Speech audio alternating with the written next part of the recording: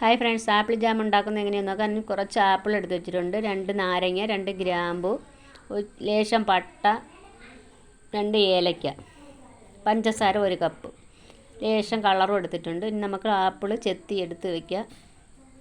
ചെത്തിയെടുത്തതിന് ശേഷം പാൻ അടുപ്പത്ത് വെച്ച് ആപ്പിൾ ചെത്തി അരിഞ്ഞത് അതിലോട്ടിട്ടിട്ട് നമുക്ക് ഒരു ബൗളിൽ കുറച്ച് പഞ്ചസാര ഇടാം. ആ ബൗളിൽ തന്നെ 1.5 കപ്പ് വെള്ളം ഒഴിക്കുക. ഇതൊന്ന് വേവിച്ചെടുക്കാം നല്ലതുപോലെ.